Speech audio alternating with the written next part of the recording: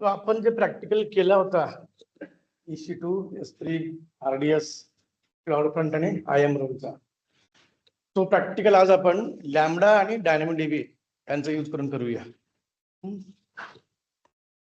बघा, एक वे काय इन्फ्रास्ट्रक्चर स्वतःच वापरून ऍप्स तयार करायचे किंवा प्रोजेक्ट तयार करायचे, आणि दुसरा वे आहे इन्फ्रास्ट्रक्चर नाही वापरायचं, आपलं सर्व्हरलेस गोष्टी वापरायच्या आणि तेच सेम अप्लिकेशन करायचं. दोन वेगवेगळे वे आहेत. एक आहे सर्व्हरलेस अप्लिकेशन्स, ठीक आहे. तो दुसरा आलं सर्व्हरवाले, बरोबर आहे का? सो सर्व्हरवाले म्हणजेच का आपण याला तसं काय म्हणतो, इन्फ्रास्ट्रक्चर ॲज अ सर्व्हिस वाला. इन्फ्रास्ट्रक्चर स्वतः तयार करतो.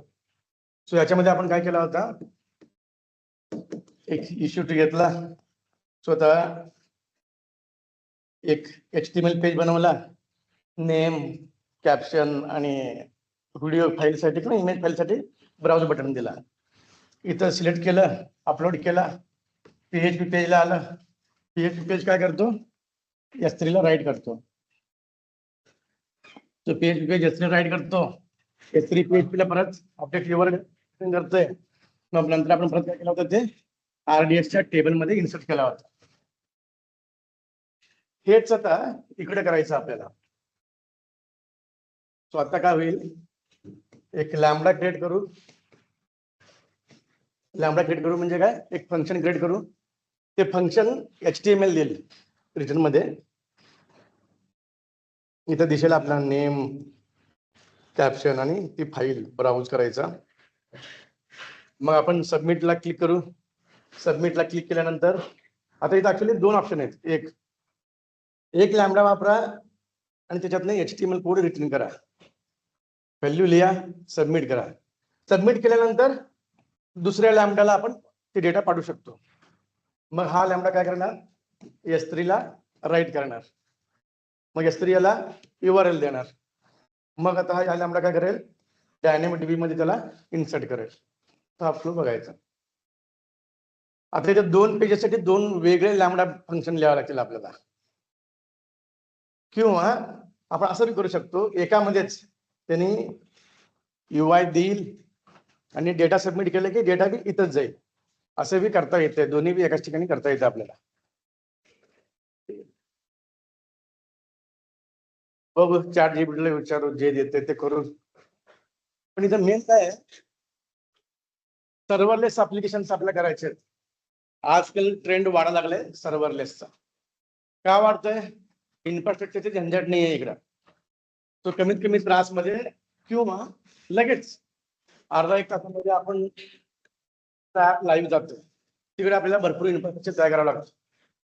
इकडे EC2 कडे काय आहे, ऑटो स्केलिंग, लोड बॅलन्सिंग या सगळ्यांना जनरेट राहील. जसं ट्रॅफिक येईल तसं आपल्याला ऑटो स्केलिंग करावं लागेल, लोड बॅलन्सर वापरावं लागेल. इकडे नाही आहे. इकडे काय झंझट नाही, आपल्याला लॅम्बडा आणि डायनॅमिक डीबी स्वतःहून ऑटो स्केल होतात. आपल्याला ऑटो स्केल करण्याची गरज नाही, आपल्याला लोड बॅलन्सिंग करण्याची गरज नाही. सो प्रत्येक रिक्वेस्टला एक लॅम्बडा तयार होतो. ठीक आहे. सो लॅम्बडा कसं काम करत आहे, एक फंक्शन URL ला तुम्ही कॉल केलात, एक जसं रिक्वेस्ट येईल लॅम्बडा क्रिएट होतो. तुम्हाला मी सांगितलं लॅम्बडा काय क्रिएट होतो, कंटेनर असतात. ते कंटेनरचं खास वैशिष्ट्य काय, आपण सिम्पली डॉकर रन इंजिनियर्स म्हणून असं कंटेनर तयार करत असतो.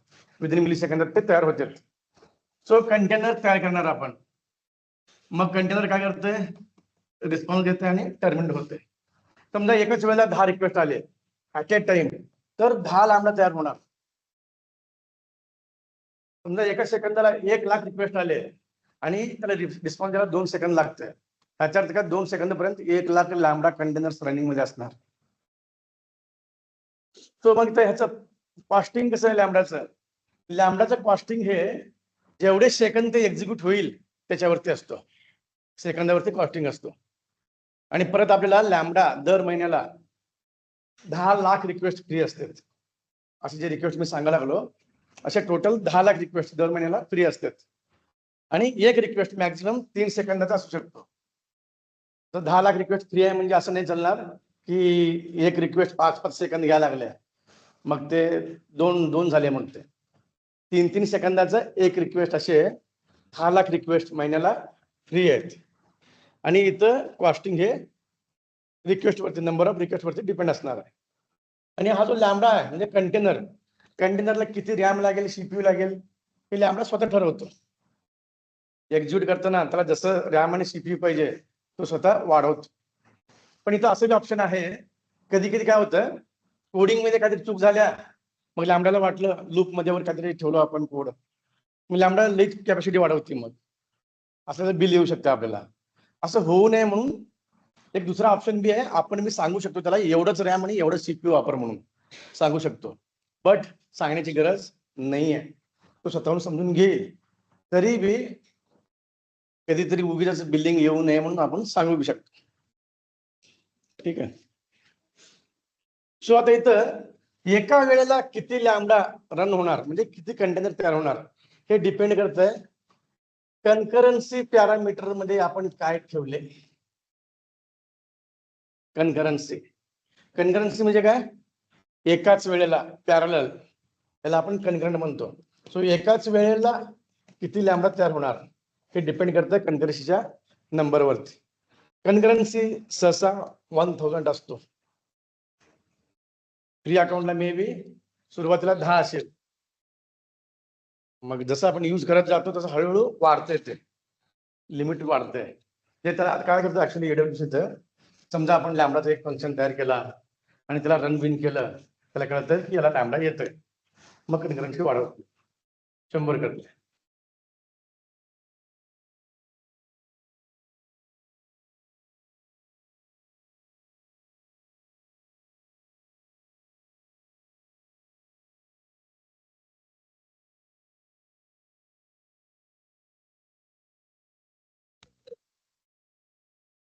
आणि अजून एक दुसरा पॅरामीटर आहे बिलिंग. आपण आपल्या पास्ट मध्ये कसं बिल भरत जातो तसं कन्करन्सी वाढत जातो. कन्करन्सी म्हणजे काय, एका वेळेला किती लॅम्बडा रन होणार आहे ते सांगायला पाहिजे. तो लाख बी असू शकते.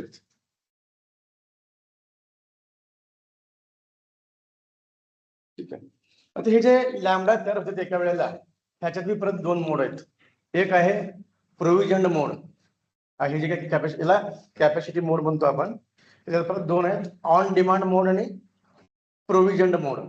ऑन डिमांड म्हणजे काय, जसं पाहिजे तसं स्वतःहून त्यांनी वाढवले कन्करन्सी सुद्धा आणि रॅम आणि सीपीयू सुद्धा.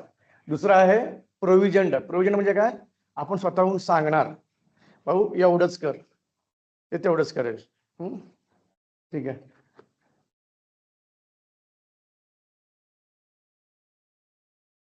तर आता लॅम्बडा कॉस्टिंग कशात डिपेंड करतं बघा. लॅम्बडाचं कॉस्टिंग पूर्ण मेन असेल नंबर ऑफ रिक्वेस्ट प्लस, जर आपण रॅम आणि सीपीयू वाढवला तर त्याचं जे काही कॉस्ट असेल ते बी असेल. पण किती असते बाबा, एक लॅम्बडा म्हणल्यानंतर मे बी 128 MB रॅम किंवा 0.5 सीपीयू असं असतंय. ठीक आहे. अजून एक काय, स्टोरेज. स्टोरेज म्हणजे काय, आपण जे कोड अपलोड करतो मग ते कोड कुठेतरी स्टोर व्हायला पाहिजे, त्याचे चार्जेस घेते त्याने. ठीक आहे. सो असे number of request plus RAM CPU म्हणजेच काय, कॅपॅसिटी मोड प्लस स्टोरेज, असे लॅम्बडाचे चार्जेस असतात. आणि आपण याला सर्व्हरलेस म्हणतो. मग ज्या वेळेला लॅम्बडा, S3 आणि डायनॅमिक डीबी या तिघांचं कॉम्बिनेशन वापरून आपण ऍप्लिकेशन बनवतो, त्यांना सर्व्हरलेस ऍप्लिकेशन्स म्हणतात. तो सर्व्हरलेस ऍप्लिकेशन्स हे आर्किटेक्चर वेगळा आणि इकडे हे सर्व्हरवाला आर्किटेक्चर वेगळा. सर्व्हरवाला आर्किटेक्चर म्हणजे काय, EC2 auto scaling load balancer हे आलं. सर्व्हरलेस म्हणजे काय, लॅम्बडा मेन EC2च्या ठिकाणी कोण आलं इथं, लॅम्बडा. मग डेटाबेसला सहसा आपण डायनॅमिक डीबी, बकेट दोन्हीकडे राहते, दोन्हीकडे S3 आहे. बघूया, एक फंक्शन तयार करून UI दिसेल, डेटा ऍड करून मग डायनॅमिक डीबीला इन्सर्ट होईल.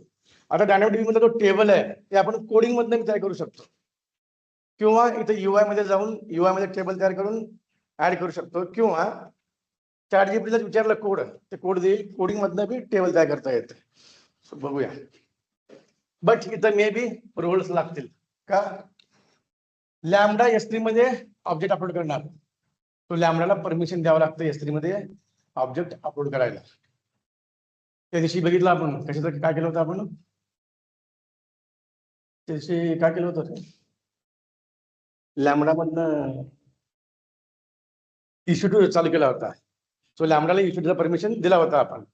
सो तसंच आता काय करावं लागेल, आपल्याला S3चा परमिशन द्यावं लागेल, प्लस डायनामिक डीबीचा बी परमिशन द्यावं लागेल. सो ज्यावेळी परमिशन द्यायचे विषय येते ना, तुम्हाला मे बी कन्फ्युजन होत असेल. जेव्हा मी इश्यू टू मधनं RDS ला डेटा इन्सर्ट करतो त्यावेळेला परमिशन लागत नाही, पॉलिसी लागत नाही.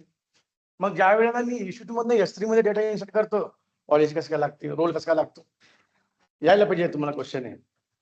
हे कळत नाही आहे की कधी पॉलिसी वापरायचं आणि कधी पॉलिसी नाही वापरायचं, किंवा कधी रोल वापरायचं किंवा कधी नाही वापरायचं.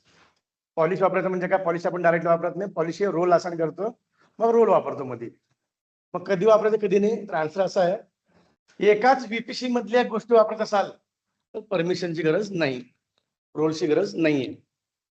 जर तुमचे ते दोन सर्व्हिस VPCच्या बाहेर असेल एक, आणि एक VPC मध्ये असेल, किंवा दोन्हीचे दोन्ही VPCच्या बाहेर असतील, तर परमिशनची गरज पडते.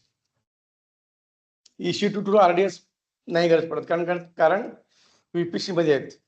VPC मध्ये आहेत म्हणजे काय, प्रायव्हेट नेटवर्क मध्ये आहेत. प्रायव्हेट नेटवर्क मध्ये प्रायव्हेट नेटवर्कनं आपण प्रायव्हेट IP कम्युनिकेशन करतोय, AWS सर्च करतोय, त्यांनी प्रायव्हेट IP कम्युनिकेशन करायला लागले म्हणजे काय, ते स्वतःचेच आहे.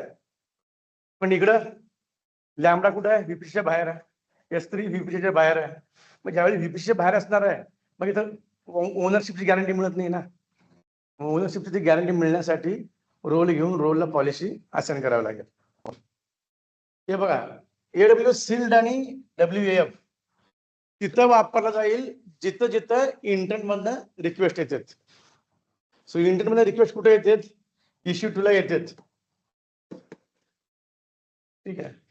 सो AWS सील्ड तयार करून त्याच्यामध्ये आपण इश्यू टू असाइन करू शकतो. सो इश्यू टू रिक्वेस्ट येतात, सो इथं सील्ड बी वापरू शकतो, WAF बी वापरू शकतो, प्लस इथं नॅकल आहे आणि इथं सिक्युरिटी ग्रुप आहे, ते आहे सिक्युअर करण्यासाठी.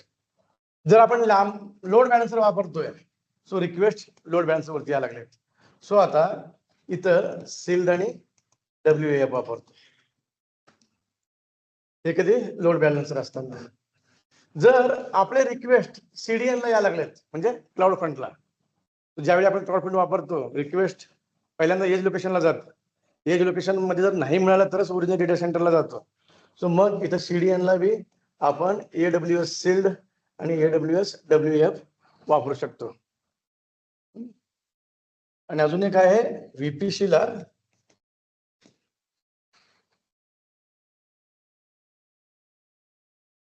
बी आपण AWS सील्ड आणि WAF वापरू शकतो इथं.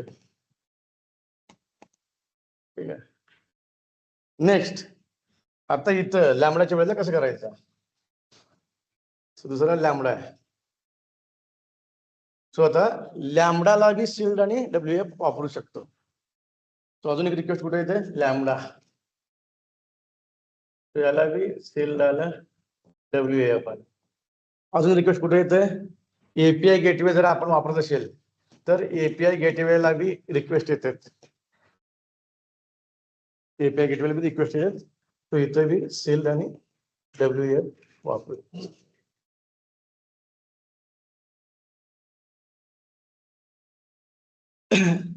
इंटरव्ह्यू मध्ये एक ब्रॉड क्वेश्चन असा असतो, how you will secure your infrastructure. तुमचं इन्फ्रास्ट्रक्चर तुम्ही कसं सिक्युअर करणार, किंवा how you will secure your servers, किंवा how you will secure your websites. असे हे ब्रॉड क्वेश्चन्स असतात, एका लाईनमध्ये आन्सर नाही आन्सर. सो याला आन्सर्स काय बघा. आता मे बी उद्या तुमचा मॉक इंटरव्ह्यू आहे, विचारतील की how to secure your server किंवा अकाउंट किंवा इन्फ्रास्ट्रक्चर. तो आन्सर काय काय असणार आहे, सगळे लेवल कव्हर करावे लागतील आपल्याला. इश्यू टूच्या लेवलला सिक्युरिटी ग्रुप आपण वापरू शकतो, सबनेटच्या लेवलला नॅकल वापरू शकतो, लोड बॅलन्सरच्या लेवलला सील्ड आणि WAF वापरू शकतो, CDNच्या लेवलला सील्ड आणि WAF वापरू शकतो. ठीक आहे. अजून काय, IAM युजर क्रिएट करायचे, रोल्स क्रिएट करायचे, जेवढे पाहिजे तेवढेच परमिशन द्यायचं, एक्स्ट्रा परमिशन द्यायचं नाही. ज्यांना जिथं फक्त रीडचं परमिशन पाहिजे तिथे रीडचं परमिशन द्यायचा, तिथं राईट परमिशन द्यायचं नाही. अजून जर वेबसाईट असेल तर HTTPS बनवायचा, SSL सर्टिफिकेट्स वापरायचे, जेवढं होईल तेवढं IAM रोल्सचा यूज करायचा. कोडिंग मध्ये कुठेच ऍक्सेस की सिक्रेट की वापरायचा नाही. ठीक आहे. आणि कोडिंग मध्ये जर तुम्ही वापरताय ऍक्सेस की सिक्रेट की लागणार नसेल कुठं, त्या ठिकाणी रोल्स वापरा. सिक्युरिटीसाठी अजून काय सांगू शकतो आपण, बकेट जर असेल तर बकेट पॉलिसी लिहा. लोकांना काय करतो, लोड बॅलन्सर DNS देतो किंवा आपल्या डोमेनच्या CNAME रेकॉर्डला लोड बॅलन्सरचा DNS असाइन करतो. बरोबर आहे. मग आता रिक्वेस्ट लोड बॅलन्सरला येत असते. AWS शिल्ड इथं येते मध्ये, म्हणजे जे रिक्वेस्ट लोड बॅलन्सर चाललेत आता ते शिल्ड मधनं चालणार. ह्याच्याने काय होईल, शिल्डला ती रिक्वेस्टची डेटा मिळते. कुठल्या IP वरनं डेटा आला, रिक्वेस्ट आलाय, अजून काय म्हणते त्याला,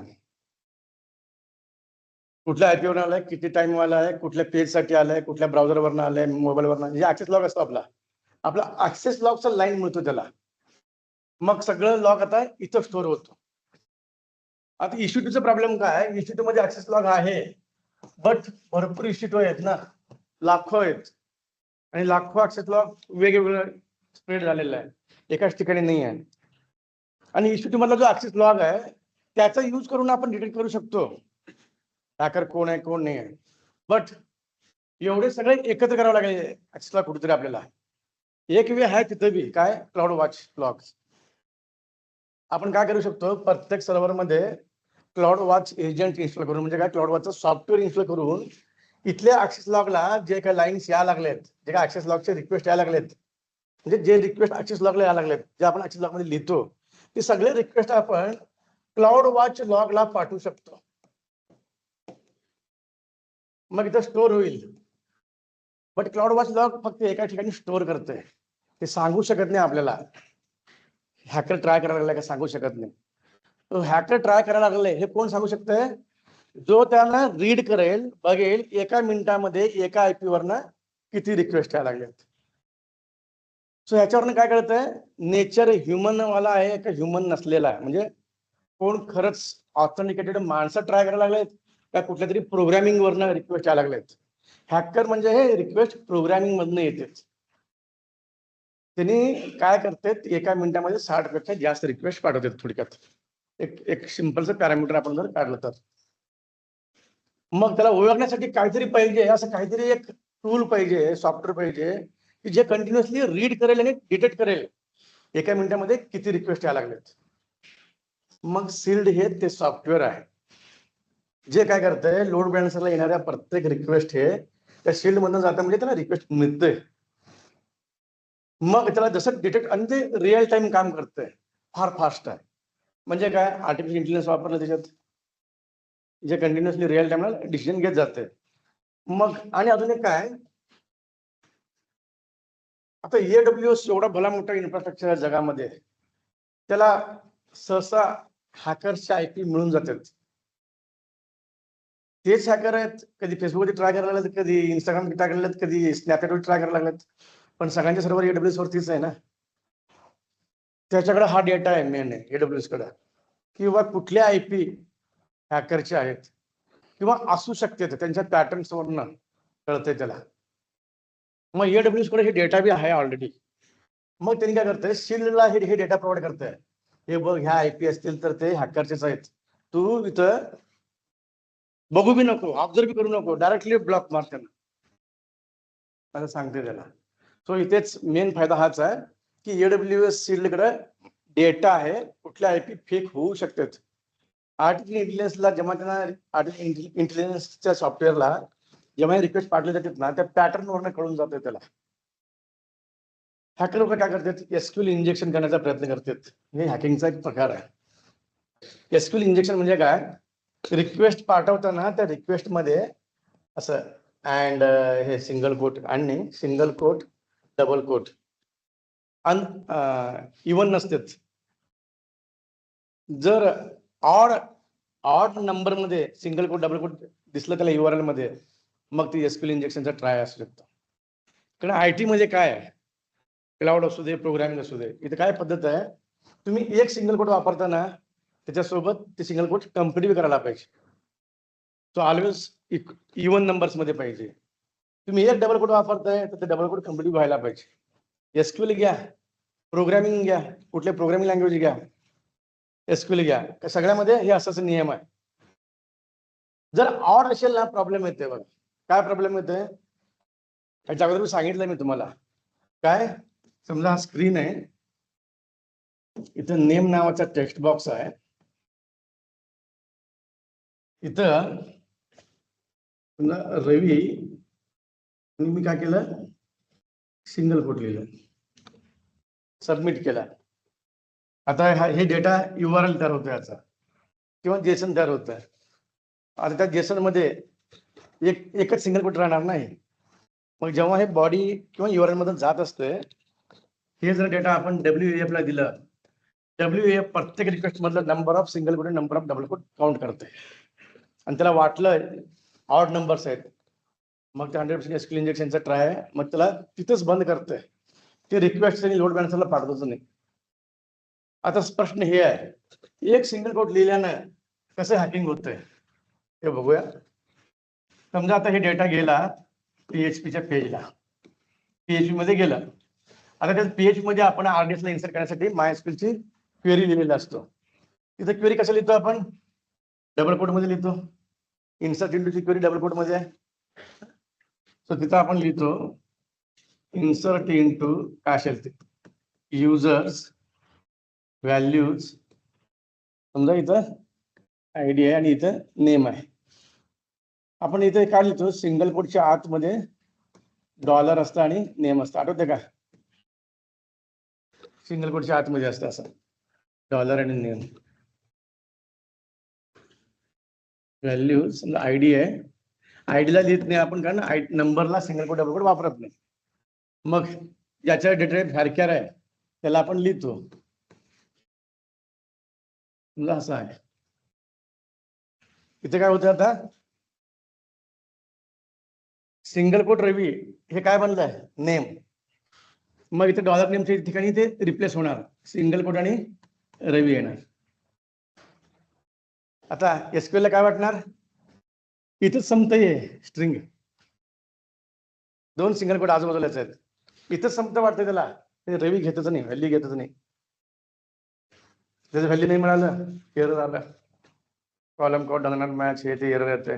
आणि ते एरर देताना टेबलचं नाव सांगतंय, एरर एसक्यूएलचं, डेटाबेसचं नाव सांगतंय, कॉलमचं नाव सांगतंय.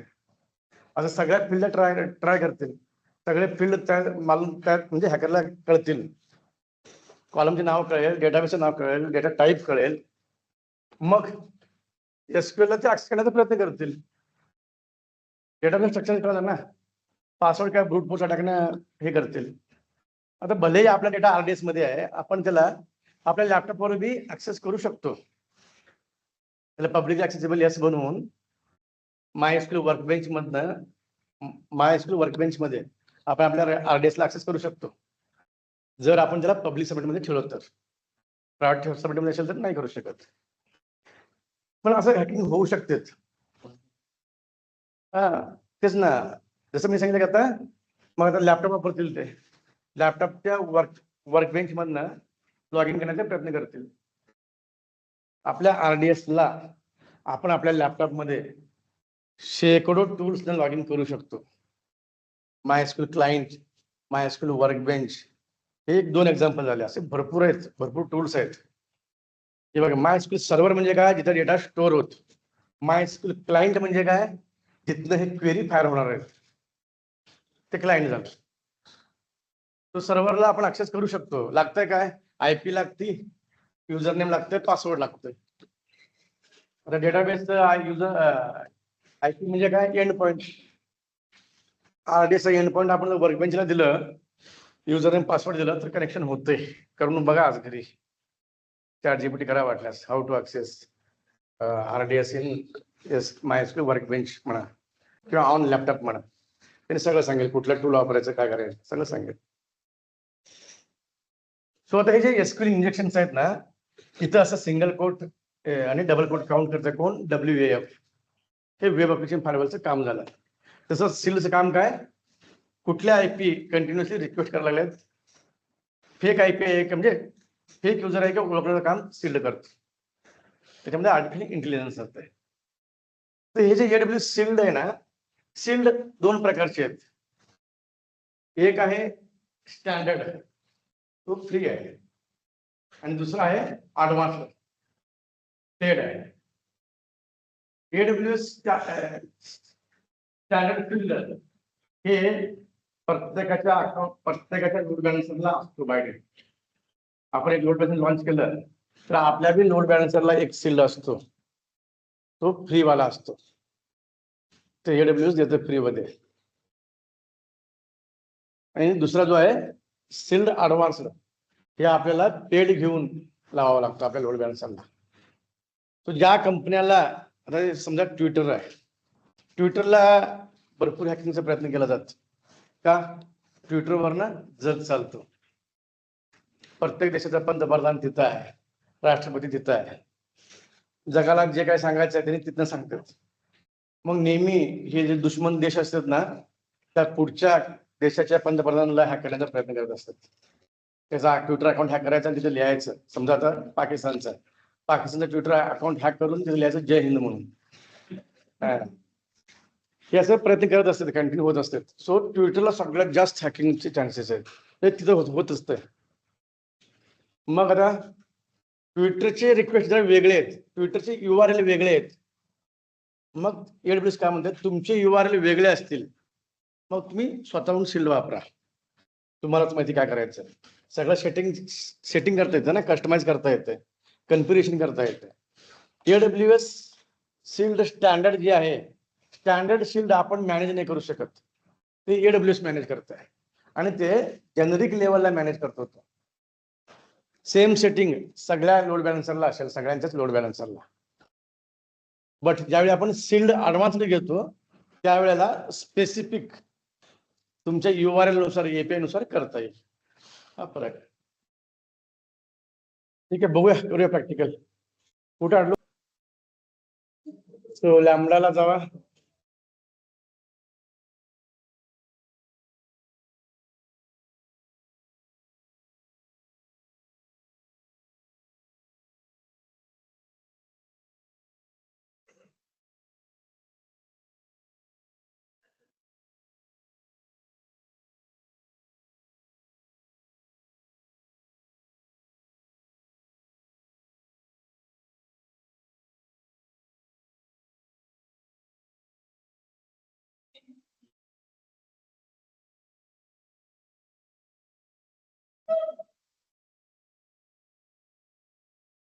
जे काय ओपन झालं मग कुठे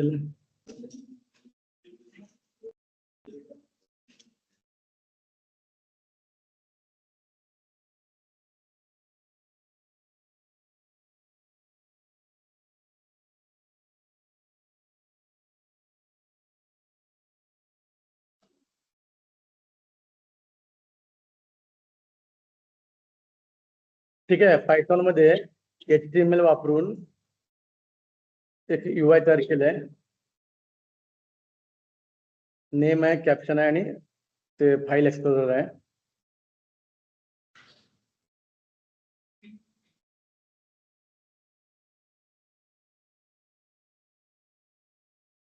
मग आपण जे काय अपलोड केलेलं असतं त्याच्यातलं फाईल हे बकेटला राईट केलं गेलं इथं. मग त्याचा URL तयार केलं गेलंय. मग आता नेम, कॅप्शन आणि फाईल हे DynamoDB मध्ये इन्सर्ट केले आहे. तर DynamoDB मध्ये इन्सर्ट करण्यासाठी फुट आयटम, table.put आयटम मध्ये काय JSON तयार करायचं. JSON मध्ये ID, name, caption, file URL. मग अपलोड झाल्यानंतर सगळं ओके झालं की सक्सेस म्हणून येतं. ठीक आहे, कोड आहे.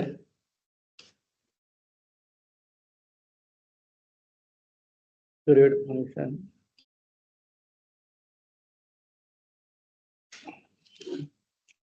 Lambda DD, DynamoDB, lambda DD. तो रन टाइम पायथॉन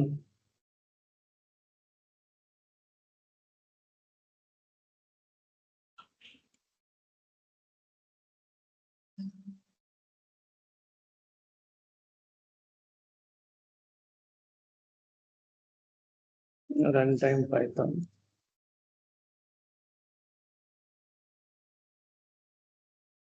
फंक्शन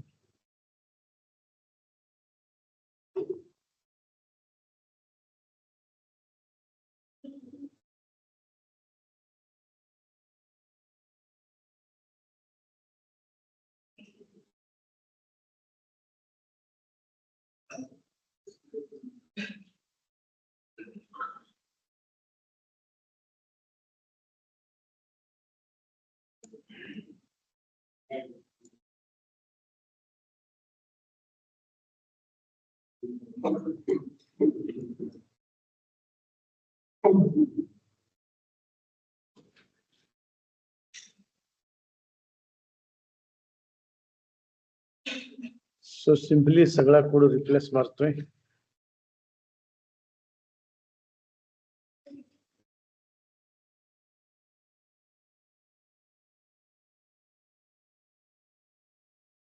आता याच्यामध्ये काय काय चेंजेस करायला लागेल आपल्याला. बकेटचं नाव, टेबलचं नाव,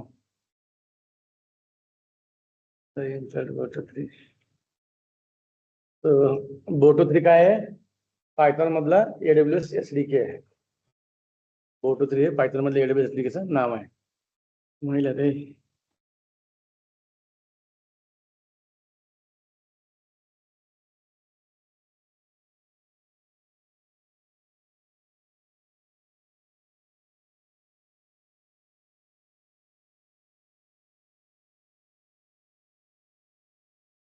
सो इथं S3चं एक अपडेट तयार केलंय आणि DynamoDBचं एक अपडेट तयार केलंय.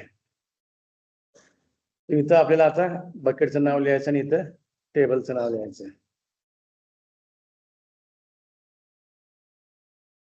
आपल्याकडे स्टुडंट्स टेबल आहे ना.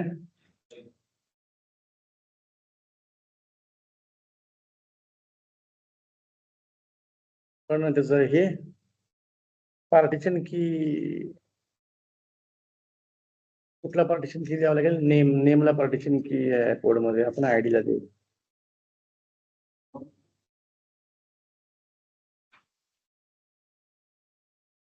एक टेबल तयार करून घ्यावं लागेल आपल्याला बकेटचं नाव.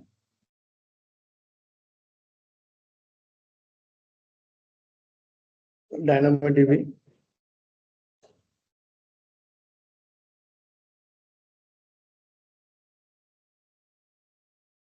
तो रिवाइज गेला टाकले.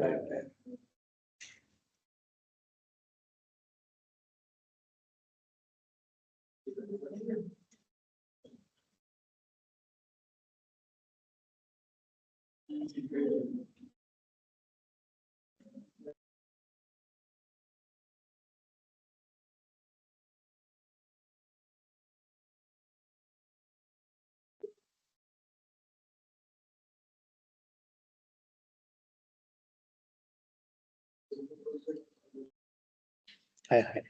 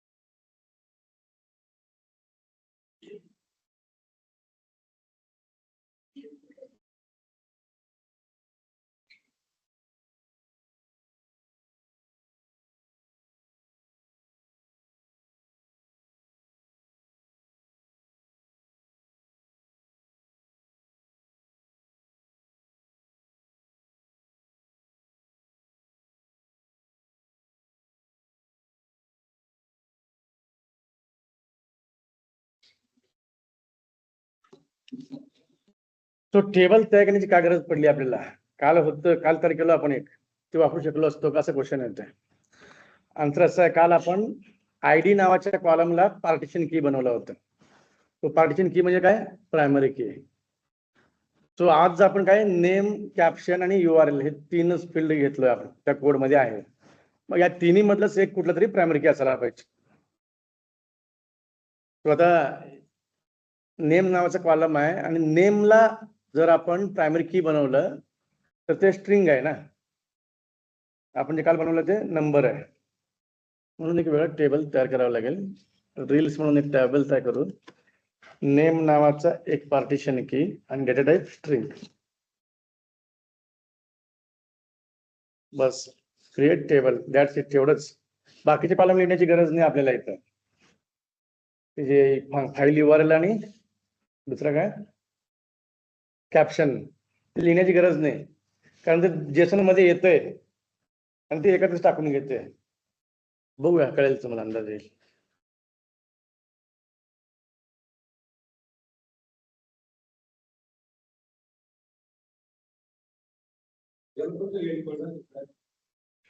हा एंड पॉइंट असतो.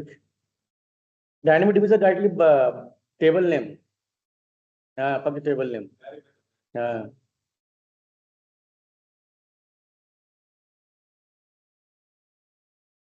कारण याला फक्त कोडिंग मधनच ऍक्सेस करता येते, दुसरं वे नाही आहे. AWS SDK नच ऍक्सेस करता येते याला. AWS CLI बी येते, मग तिथे बी डायरेक्टली टेबल नेमच वापरायचं.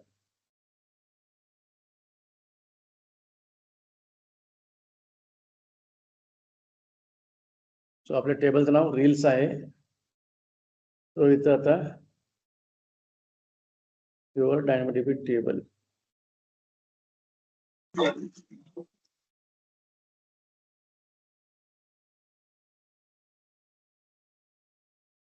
युवर बकेट नेम जिथं लिहिलं ना, युवर डायनामिक टेबल, इथं लिहायचं काय आपलं रील्स.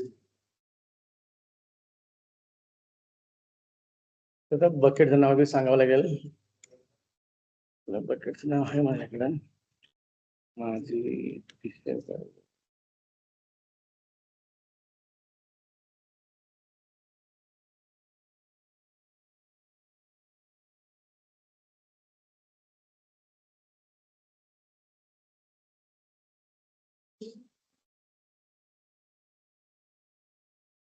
ओम नमः शिवाय.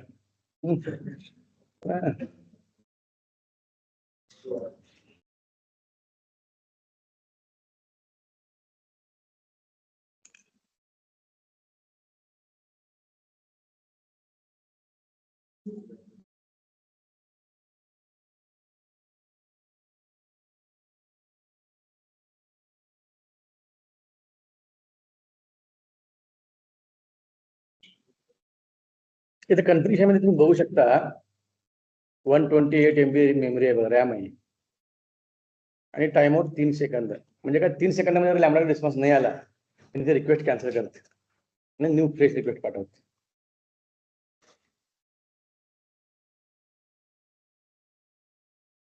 आणि हे परमनंट स्टोरेज. ते कोड एक्झिक्युटिव्ह व्हायला पाहिजे ना, म्हणजे हार्ड डिस्क मधनं कोड येतं रॅम मध्ये, रॅम तसं ते आपला कोड स्टोअर करण्यासाठीचा हा परमनंट स्टोरेज.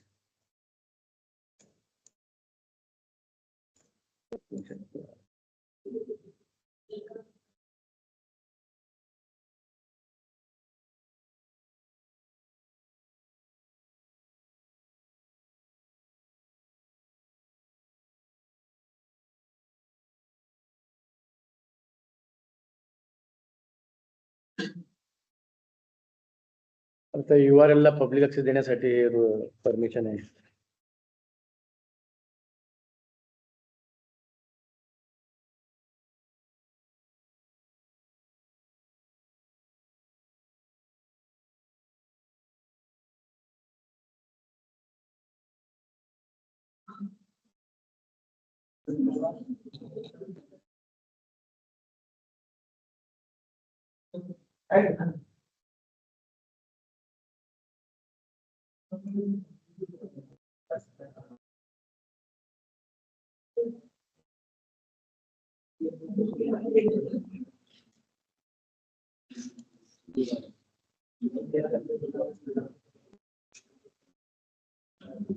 काय झालं असेल सांगा भाऊ.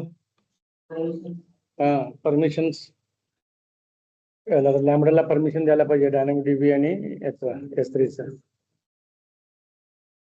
परमिशन्स देऊया.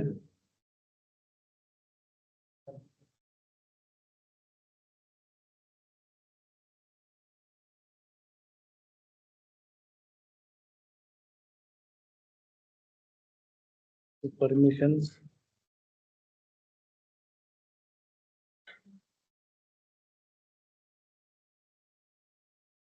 to add permissions,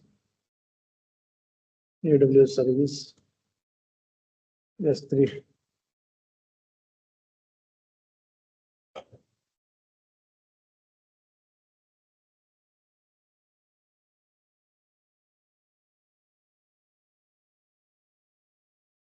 कुठलं ऍक्शन? ऑल ऍक्शन करून टाक.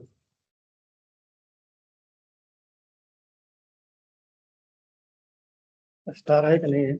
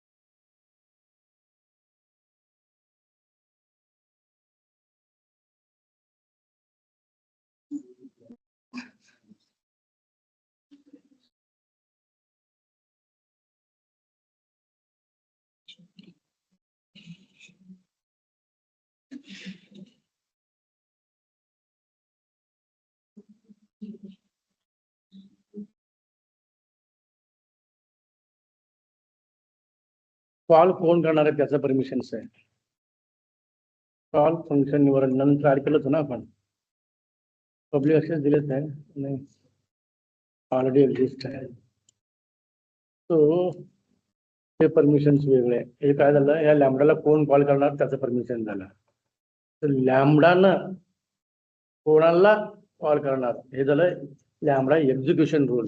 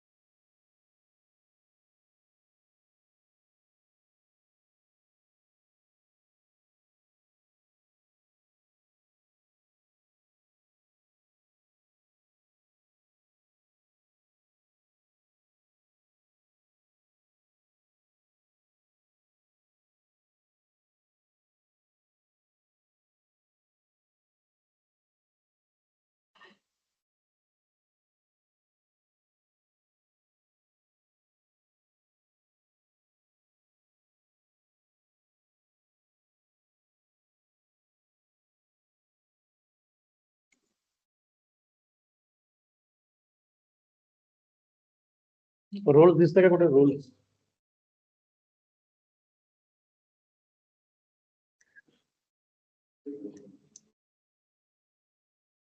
आपण ते ट्राय करताना तिथं एक आलं होतं रोलचं ऑप्शन, आपण काय सिलेक्ट केलंच नाही तिथं.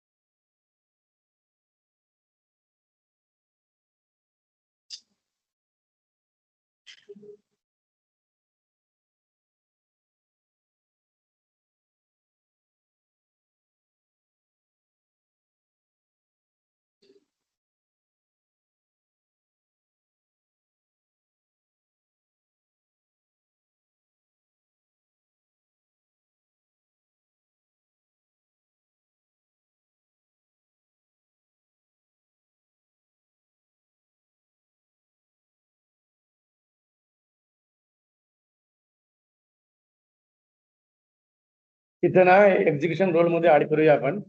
एक्झिक्युशन रोल कुठून मिळेल? कॉन्फिगरेशन मध्ये जावा, वरतीच आहे. तर याच्यामध्ये परमिशन ऍड करा.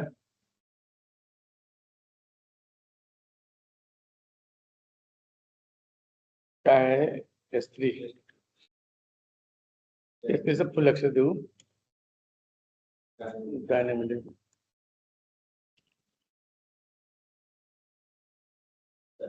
access.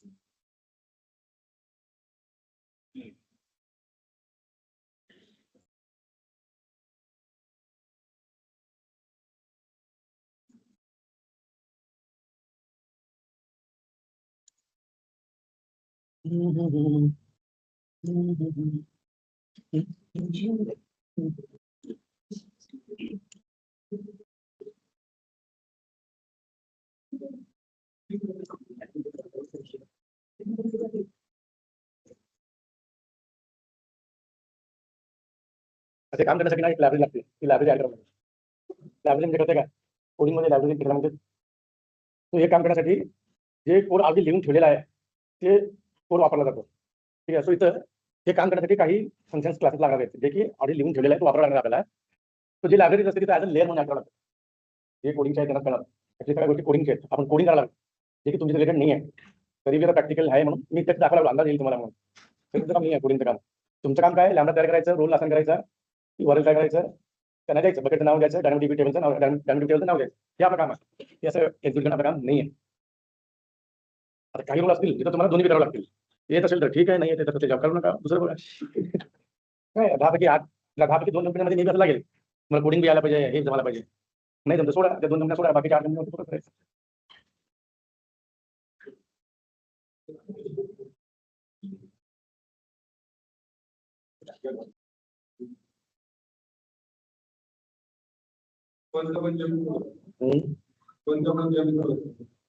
हा, ती लायब्ररी फाईल म्हणजे झिप फाईलच असते. ते तयार करावं लागतं. ते तयार करण्यासाठी पहिल्यांदा डाउनलोड करून घ्यावं लागेल. एक फोल्डर तयार करून फोल्डरमध्ये डाउनलोड करायचा, त्याची झिप फाईल बनवायची आणि अपलोड करायची. तो इथं त्या लायब्ररीला आपण लॅम्बडामध्ये लेयर्स म्हणतो. लेयर्स.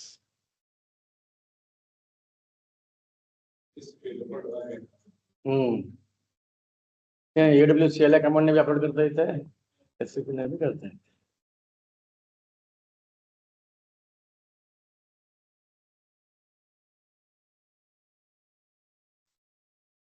याला PHP इथं करायला लागेल.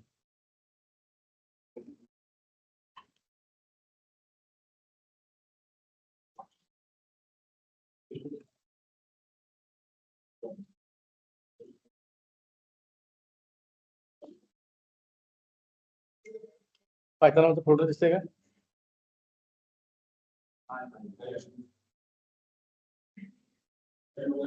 हा.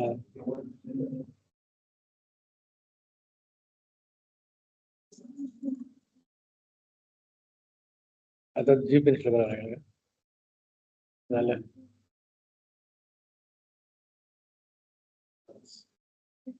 Request repeat.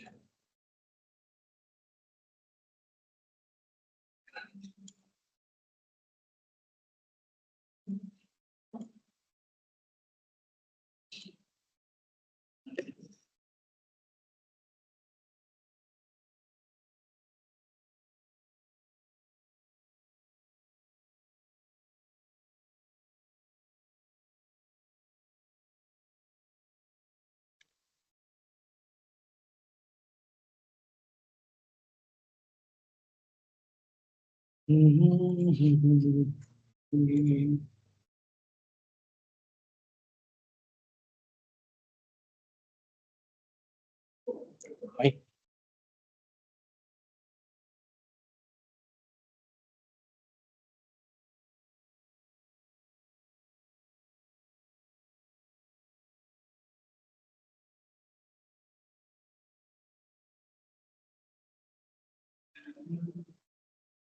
तेवढंच तुम्हाला बोर होऊ नये म्हणून.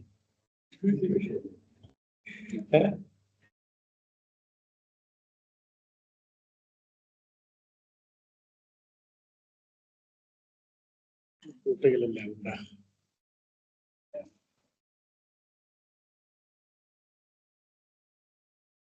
Layers.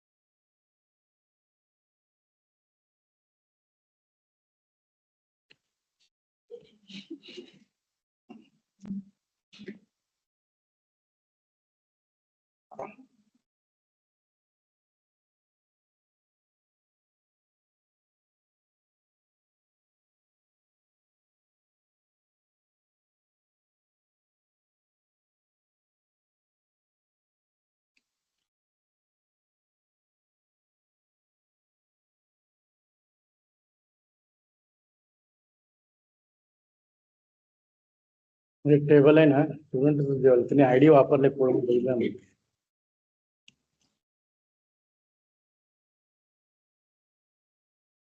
त्यांनी आयडी वापरले कॉलम.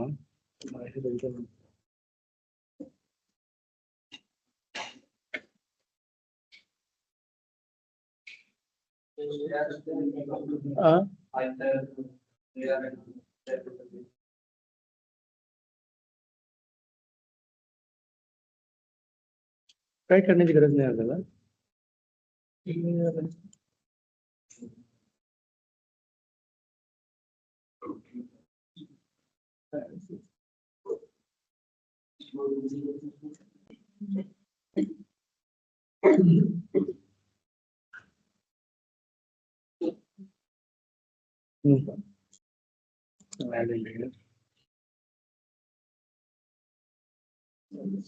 Custom layers.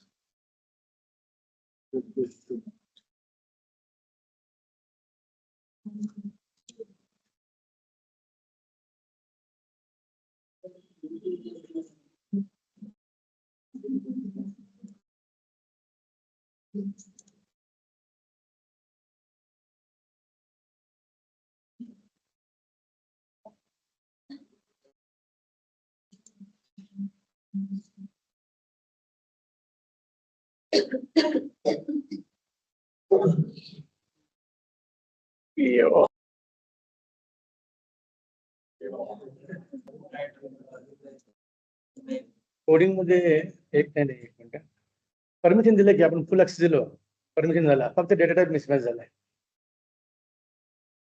म्हणजे स्टुडंट्सला काय एन आहे, आय थिंक लॅमडा फंक्शनच्या आतमध्ये एस लिहिलंय. नाही इथे इथे कोड मध्ये एस झालंय, ते कोड मध्ये बी लिहावं लागतं डेटा टाइप.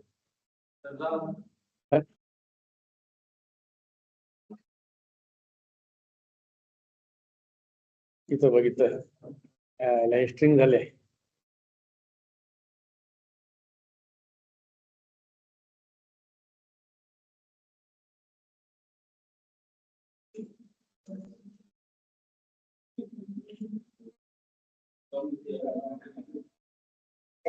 ते काय करू स्क्रीन टाकून देऊ. अजून काय टेबल करू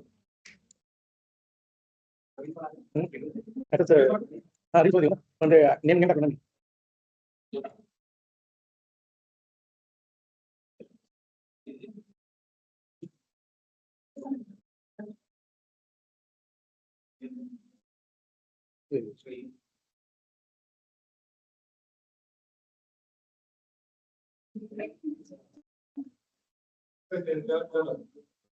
आता चेंज करायला कोड कोड चेंज करून डिप्लॉय म्हणावं लागेल. चेंज केले की जेव्हा जेव्हा चेंजेस करतो तेव्हा तेव्हा डिप्लॉय करावं लागेल. हा लक्षात ठेवा.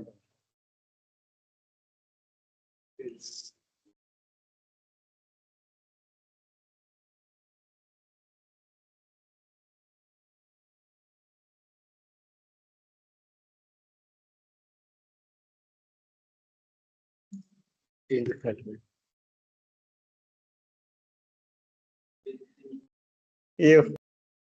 डायनामिक डीबी मध्ये बघू.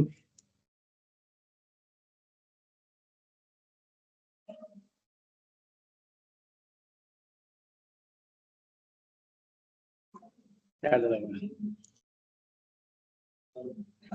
सगळ्या कॉलम बाकीचे कॉलम ऑटोमॅटिकली आले.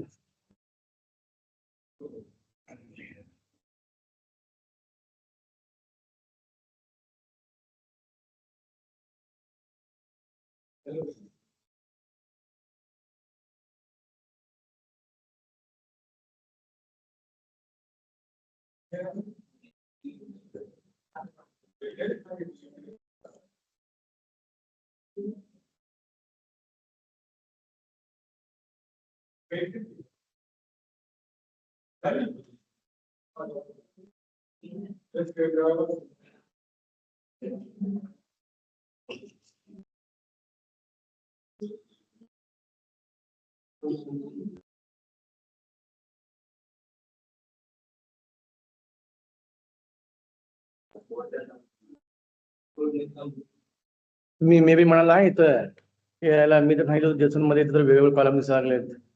हे दाखवायला बनवलं ते स्टोअर होताना मात्र सगळं जेसन एकच स्टोअर होत. हे डायनामिक डीबीचं जे युआय बनवलं ना त्यांनी दाखवायला बनवलंय. तर स्टोअर होताना ऍक्च्युली पूर्ण जेसन स्टोअर होतो. ते जेसन इथे दिसतंय बघा. स्टोअर होताना हा असा स्टोअर होतो जेसन. पूर्ण जेसन ऑब्जेक्ट झालं. हेवी एक्सपोर्टिंग झालं. तुम्ही अजून पाहिजे तेवढं स्क्रीन वाढवू शकता, पाहिजे तेवढं फंक्शन वाढवू शकता, स्पेस वाढवू शकता. त्या डिटेल सांगायचं हो असं करून दे तसं करून दे लय बरोबर बनवून देते.